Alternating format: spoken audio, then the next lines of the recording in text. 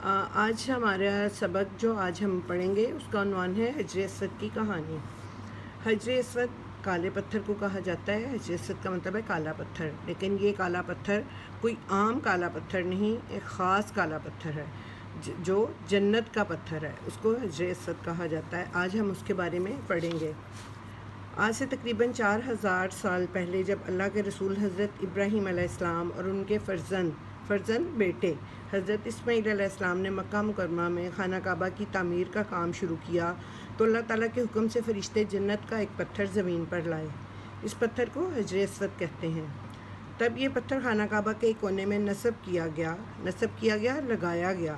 حج اور عمرہ کرنے والے لاکھوں مسلمان ہر سال مکہ جاتے ہیں اور خانہ کعبہ کے طواف کے دوران خانہ کعبہ کے ارد گرد چکر لگانا۔ حجر اسود کو بوسہ دیتے ہیں۔ بوسہ دینا، چومنا۔ یہ پتھر مسلمانوں کے نزدیک اس لیے مقدس ہے، مقدس کا مطلب ہوتا ہے پاک، اس لیے مقدس ہے کہ ہمارے آخری پیغمبر حضرت محمد صلی اللہ علیہ وآلہ وسلم نے اسے بار بار چوما۔ آپ صلی اللہ علیہ وآلہ وسلم جب بھی خانہ کعبہ میں تشریف لے جاتے حجر اسود کو ضرور بوسہ دیتے۔ ایک سال مکہ میں شدید بارشیں ہوئیں، تب خانہ کعبہ کی دیواریں کچی تھیں۔ ان بارشوں سے خانہ کعبہ کی کچی دیواروں کو شدید نقصان پہنچا اور یہ کئی جگہ سے بیٹھ گئیں۔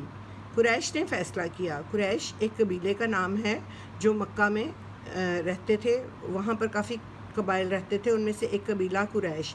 تو قریش نے فیصلہ کیا کہ خانہ کعبہ کو نئے سرے سے تعمیر کر کے اس کی دیواریں مضبوط اور بلند کر دی جائیں۔ جب کعبے کی تعمیر ہو چکی تو حجر اسود کو دوبارہ اس کے مقام پر نصب کرنے کی باری آئی۔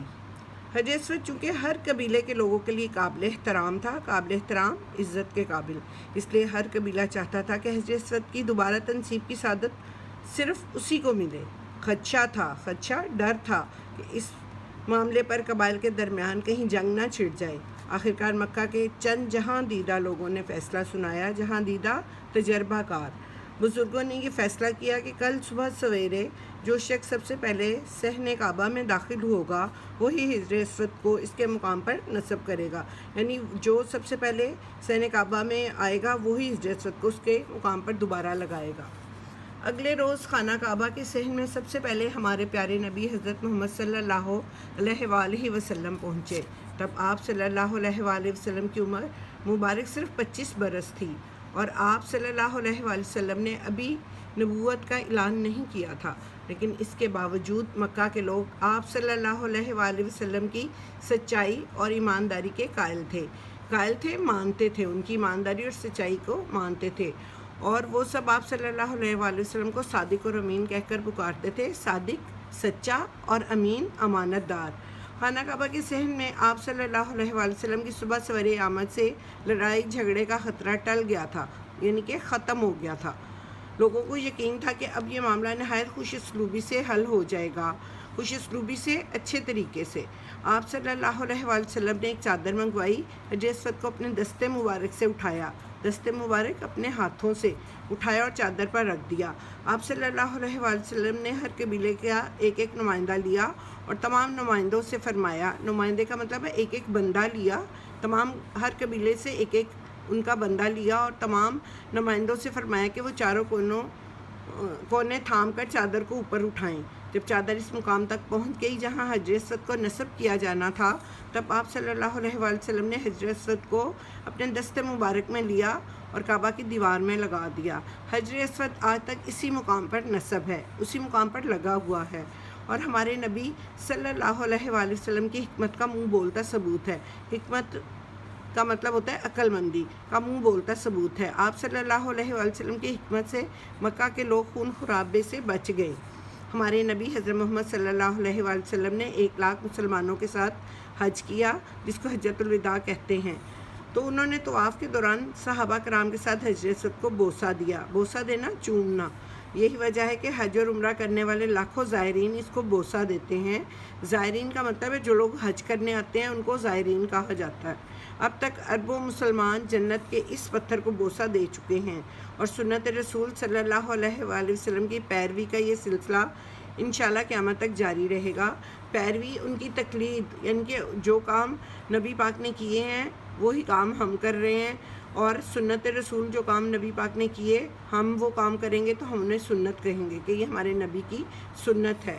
یہ کچھ آپ کے خاص الفاظ دیے گئے ہیں، یہ آپ نے املا کے لیے تیار کرنے ہیں، جیسے فرزند، تنصیب، طواف، پیغمبر، نبوت، سعادت، قبائل، جہاں دیدہ، نمائندہ، حکمت، زائرین اور خوش اسلوبی۔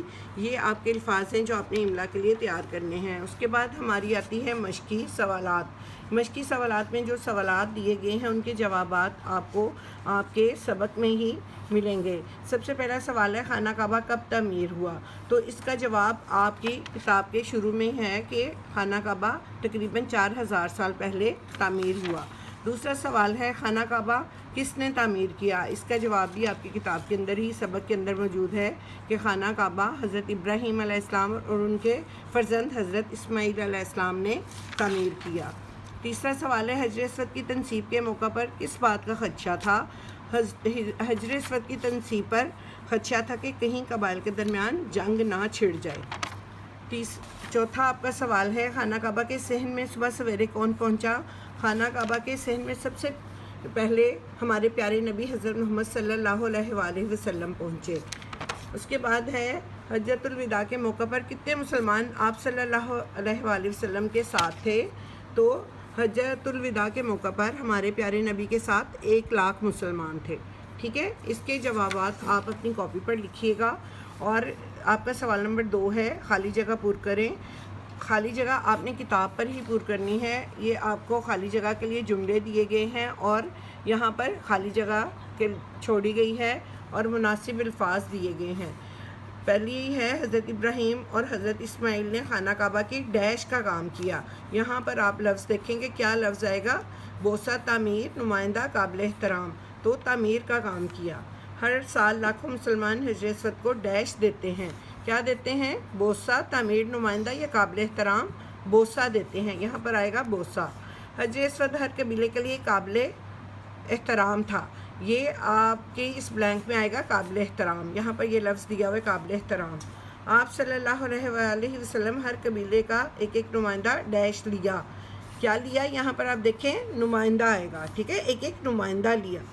تو یہ آپ نے کتاب کے اوپر ہی اس کو جو ہے وہ پر کرنا ہے خالی جگہ کو۔ اس کے بعد آپ کا سوال نمبر 3 ہے کہ آپ نے الفاظ کو جملوں میں استعمال کرنا ہے۔ الفاظ ہیں طواف، چادر، صحن، دیوار، جنت۔ یہ آپ نے جملے کتاب کے اندر سے سبق کے اندر سے بھی بنا سکتے ہیں اور زیادہ کوشش کریں کہ آپ اپنے الفاظ میں ان الفاظ کو اپنے جملوں میں خود سے استعمال کریں۔ سوال نمبر 4 ہے کہ ایک جیسے معنی دینے والے الفاظ مترادف الفاظ کہلاتے ہیں، یعنی کہ جو لفظ دیے جائیں ان کے معنی کو مترادف کہا جاتا ہے، جیسے کہ آبرو کا مترادف ہے عزت اور آتش کا آگ۔ اس طرح آپ کو یہ 4 الفاظ دیے گئے ہیں، آپ نے ان کے معنی لکھنے ہیں۔ لڑائی، لڑائی کا مطلب ہے جھگڑا۔ خدشہ، خطرہ۔ احترام، عزت۔ مضبوط، پکا یا پختہ بھی آپ لکھ سکتے ہیں۔ تو اس کے بعد ہے آپ کا سوال نمبر 5۔ یہ بھی آپ نے کتاب کے اوپر سوال نمبر 4 کو کتاب کے اوپر ہی حل کرنا ہے۔ سوال نمبر 5 ہے 2 یا 2 سے زیادہ عربی اور فارسی الفاظ کا مجموعہ مرکب کہلاتا ہے، جیسے حجر اسود۔ مطلب یہ کہ جب 2 الفاظ ہوں الگ الگ سے لیکن اگر ان کو جوڑ کر لکھا جائے اور ایک نیا لفظ کا معنی بن جائے تو وہ مرکب لفظ کہلاتا ہے۔ جیسے کہ یہ آپ کے سبق سے لیے گئے کچھ الفاظ ہیں اور آپ نے ان کے ساتھ دوسرا ایک لفظ لگا کر تو اس کو مرکب لفظ بنایا، جیسے کہ خانہ کعبہ، قابل دید، دست مبارک، خوش حال، حجۃ الوداع، صحن مبارک۔ ٹھیک ہے، امید ہے کہ آپ کو یہ سبق جو ہے بڑی اچھی طرح سے سمجھ آ گیا ہوگا۔ تو آپ کوشش کریں کہ حجر اسود کی کہانی کی خود سے پڑھائی کریں اور اس کو اپنے الفاظ میں لکھنے کی کوشش کریں۔ ٹھیک ہے، چلیں شاباش۔